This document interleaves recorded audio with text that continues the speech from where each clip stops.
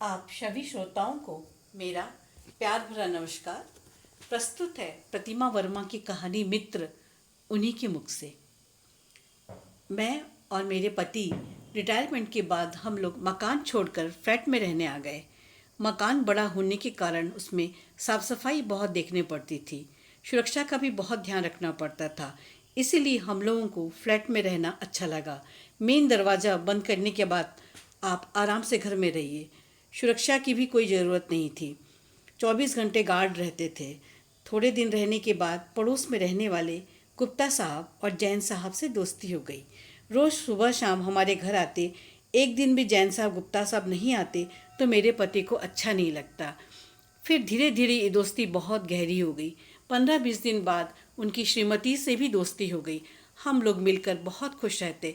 हर 15 दिन में get together करते। श्रीमती जैन और श्रीमती गुप्ता की बेटी भी लंदन में रहती थी। वो लोग भी 2 लोग थे। मेरा बेटा प्रशांत भी अमेरिका में रहता था। इस तरह हम तीनों परिवार बड़े प्यार से रहते। मेरे बेटे का जब फ़ोन आता तो मैं उसे गुप्ता आंटी अंकल और जैन अंकल आंटी के बारे में बताती, कैसे हम लोग मिलकर घूमने जाते हैं, इंजॉय करते हैं। मेरा बेटा प्रशांत भी बहुत खुश होता। वो कहता, वाह ये तो बहुत अच्छी बात है कि आप सभी लोग मिलकर खुश रहते हैं। इससे आप लोग को अपने बच्चों की कमी भी महसूस नहीं होती होगी। वो कहता, मम्मी ये इंडिया है, यहाँ पर सभी लोग एक दूसरे से प्रेम से रहते हैं और अपना समझते हैं। हमारे यहाँ यूएस में तो खाली गुड मॉर्निंग ही बोली जाती है।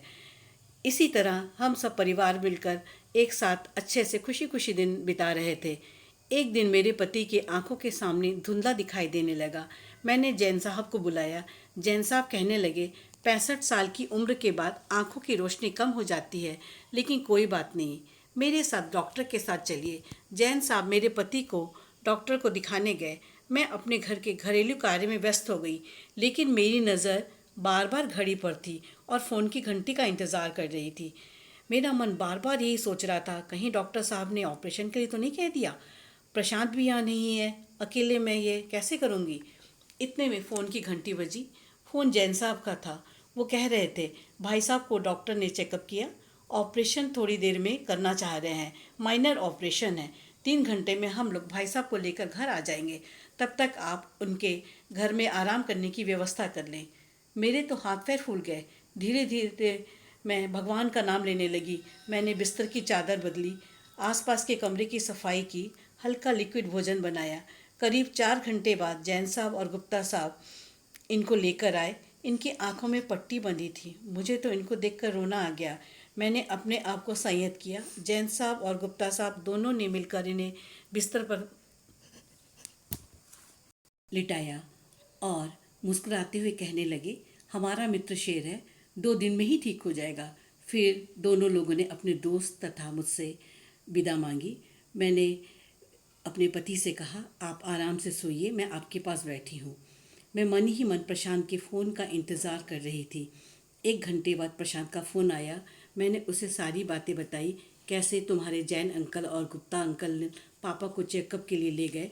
अचानक इमरजेंसी में आँख का ऑपरेशन करना पड़ा।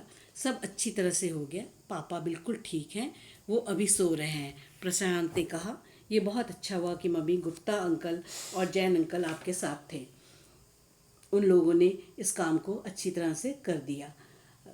मैंने प्रशांत से कहा, तुम जैन अंकल और गुप्ता अंकल से बात कर लेना, उन्होंने तुम्हारे पापा के लिए इतना किया। लेकिन उसने बात बड़े हल्के में ली और कहने लगा, अरे मम्मी, यह सब तो चलता रहता है। जैन अंकल गुप्ता अंकल पापा के मित्र थे, उन्होंने कर दिया। इंडिया में ये सब तो चलता रहता है। कभी जैन अंकल गुप्ता अंकल को ज़रूरत पड़े तो आप लोग भी कर दीजिएगा। और जब मैं कभी इंडिया आऊँगा तो पापा के मित्रों से मिल लूँगा। मैं सोचने लगी, बच्चों की विदेश जाकर मानसिकता भी विदेशी हो गई है। मैं चुपचाप उठी और अपने पति के सिर को सहलाने लगी। कहानी सुनने के लिए आप सभी श्रोताओं को मेरा धन्यवाद।